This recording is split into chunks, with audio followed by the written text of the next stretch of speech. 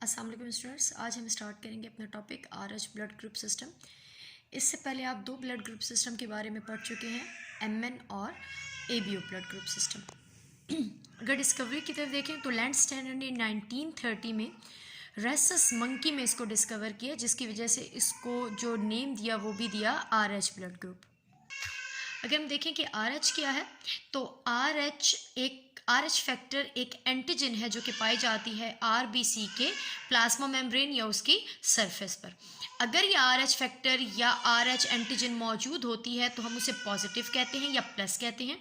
और अगर देखते हैं कि आरएच फैक्टर आरबीसीज पर मौजूद नहीं है तो उसे माइनस कहा जाता है या नेगेटिव से उसे शो किया जाता है। अगर इसकी जेनेटिक फॉर्मेशन देखें तो 3 तरह की जीन्स हैं जो इसे कंट्रोल कर रही होती है, सी, डी और ई। तो सपोज करें ये एक क्रोमोसोम है, ठीक है। तो सी और ई सेम लोकस पर पाई जाती हैं जीन्स, और डी पाई जाती है सेकंड लोकस पर। तो जो प्राइम इंपॉर्टेंस रखती है वो डी है, यानी कि मेन जो डायरेक्ट इन्वॉल्व होती है आरएच फैक्टर की फॉर्मेशन में वो डी है। सी और ई लिंक्ड जीन कहलाती हैं, यानी कि 3 तरह की ऐसी जीन्स हैं, अलील नहीं बेटा जीन्स, जो कि इस एंटीजन की फॉर्मेशन कर रही होती हैं, जिसमें से डी डायरेक्टली कंट्रोल करती है आरएच फैक्टर को। अब हम देखते हैं जो जीन डी है उसकी 2 तरह की अलील हैं, एक डोमिनेंट और एक रिसेसिव। जो डोमिनेंट अलील है वो फॉर्मेशन करवाती है इस एंटीजन यानी कि आरएच फैक्टर की, और जो रिसेसिव है इस केस में आरएच फैक्टर की फॉर्मेशन नहीं होती। अब ये जो अलील है डोमिनेंट या रिसेसिव, ये 2 तरह से होमोजाइगस या हेट्रोजाइगस। ये होमोजाइगस डोमिनेंट है, ये हेट्रोजाइगस डोमिनेंट है। अगर इन दोनों में से कोई एक भी अलील शो हो जाती है तो आरएच की फॉर्मेशन होगी, एंटीजन बनेगी और हम उसे कहते हैं कि ये पॉजिटिव है। और अगर यहाँ पर देखिए, अगर ये होमोजाइगस रिसेसिव शो हुआ है तो आरएच फैक्टर की फॉर्मेशन नहीं होगी और हम इसे कहते हैं या शो करते हैं नेगेटिव से। कल हमने पढ़ा है कि जो एबीओ ब्लड ग्रुप सिस्टम के अकॉर्डिंग हमारे पास 4 तरह के ब्लड ग्रुप्स आए, ए, बी, ए बी और ओ। ये किसकी बेस पर थे? ये एंटीजन की बेस पर थे। जहां एंटीजन ए थी, ठीक है, ब्लड ग्रुप ए, जहां एंटीजन बी थी ब्लड ग्रुप बी, जहां एंटीजन ए बी थी वहां ब्लड ग्रुप ए बी था, और जहां कोई एंटीजन मौजूद नहीं थी वहां पर ओ था, यानी कि वो बना ओ ब्लड ग्रुप। लेकिन आरएच फैक्टर की बेस पर हमारे पास 8 तरह के ब्लड ग्रुप्स आ गए हैं, A positive, B positive, A B positive और ओ पॉजिटिव।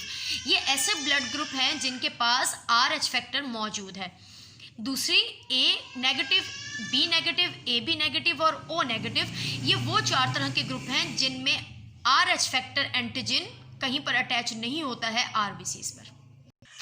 अगर हम यहाँ पर एंटीबॉडीज़ की बात करें तो एबीओ ब्लड ग्रुप सिस्टम में एंटीबॉडीज़ नेचुरली बनती हैं और ये मदर वूम्ब में ही बन चुकी होती हैं, यानी कि जब बेबी अपने मदर वूम्ब में होता है तब ही एंटीजन भी बन जाती है और उसके अगेंस्ट एंटीबॉडी भी बन जाती है। लाइक अगर किसी बेबी का ब्लड ग्रुप ए है तो उसके पास एंटीबॉडी भी मौजूद होती है, लेकिन नेचुरली कभी भी आरएच फैक्टर में एंटीबॉडीज नहीं बनती हैं। ये कब बनती हैं? जब उन्हें स्टिमुलेशन की जाती है, यानी कि जब एंटीजन आप कह सकते हो कि बॉडी के अंदर ट्रांसफ़र किया जाता है।